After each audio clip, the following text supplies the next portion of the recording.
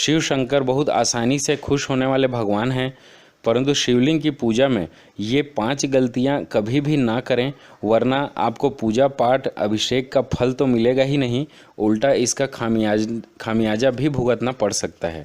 आइए वो 5 बातें क्या है जिससे हमें बच के रहना है, उसके बारे में मैं आपको क्रम से बताता हूँ। कभी भी शिव जी की पूजा में शंख का उपयोग नहीं किया जाता, क्योंकि शंखचूड़ का वध भगवान शंकर ने किया था और शंखचूड़ का ही रूप माना गया है शंख। शंखचूड़ और शिव में शत्रुता का भाव माना जाता है। यह शंखचूड़ भगवान विष्णु का प्रिय भक्त था, इसलिए भगवान विष्णु के पूजा में और उनके सभी अवतारों की पूजा में शंख का विशेष महत्व होता है। शंख से ही भगवान विष्णु का अभिषेक और स्नान किया जाता है, इसलिए शिवलिंग की पूजा या अभिषेक में कभी भी शंख का उपयोग भूल कर भी ना करें। दूसरा, तुलसी का उपयोग। कई बार लोग प्रसाद बनाने के समय तुलसी पत्ती को पवित्र मानकर शिव जी की पूजा के लिए बने प्रसाद में भी तुलसी का उपयोग कर देते हैं और उसी तुलसी डले हुए प्रसाद से शिव जी को भोग लगा देते हैं। तुलसी का प्रसाद या तुलसी दल का उपयोग शिवलिंग में किसी भी रूप में नहीं किया जाता और न ही शिवलिंग में इसे चढ़ाया जाता है। यह पूरी तरह से वर्जित है।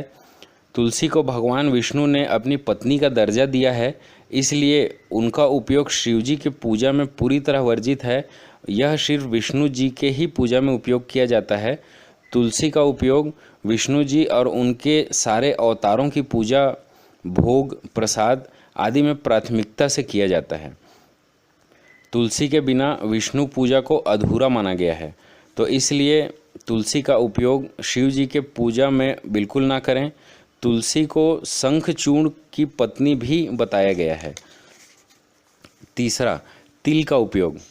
तिल से बनी हुई सामग्री, तिल से बनी हुई मिठाइयाँ या तिल की चिक्की, तिल के लड्डू या अन्य सामग्रियों को शिवलिंग के पूजा में कभी भी उपयोग नहीं किया जाता, क्योंकि तिल को भगवान विष्णु का मैल माना गया है या उनके मैल से तिल उत्पन्न हुआ है ऐसा माना जाता है। इसलिए भगवान शिव के पूजा में तिल का उपयोग बिल्कुल ना करें। किसी विशेष परिस्थिति में, जैसे मकर संक्रांति या किसी विशेष पूजा के समय, अपने पंडित जी से सलाह के बाद ही इसका उपयोग करें। चौथा, काफ़ी लोग कुमकुम से शिवलिंग में टीका लगाने का प्रचलन बताते हैं। भगवान भोलेनाथ बैरागी हैं, उनको श्रृंगार सामग्रियों से दूर दूर का कोई नाता नहीं है।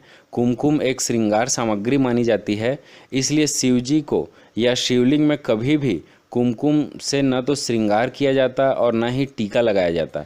शिव जी को हमेशा चंदन या अष्टदल आदि चीज़ों से ही उन्हें टीका लगाते हैं।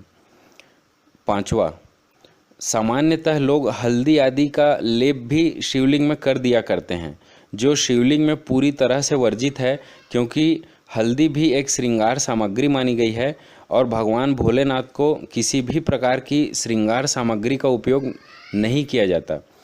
नारियल का भी उपयोग शिवलिंग में नहीं किया जाता। नारियल का प्रसाद भी सामान्यतः शिवलिंग में नहीं चढ़ाते हैं। अगर आप शिवलिंग में नारियल प्रसाद के रूप में चढ़ाए भी हैं तो उसे फोड़कर प्रसाद के रूप में ग्रहण नहीं करना है। पूजा सामग्री के बाद इसे नदी या तालाब में विसर्जित कर दिया जाता है। तो आप शिवलिंग के पूजा में इन विशेष सावधानियों का उपयोग करिए।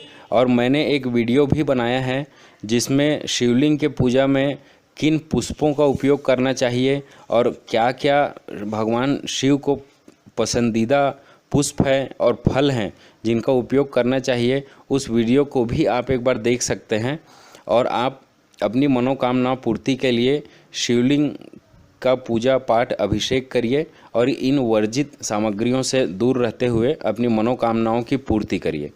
धन्यवाद। दर्शकों को बता दें कि हमारे इस मंदिर में हर शनिवार को शनिदेव का हवन भी किया जाता है, जो कि एकदम से फ्री होता है। और कोई जानकारी के लिए आप स्क्रीन पर दिए नंबरों पर संपर्क कर सकते हैं।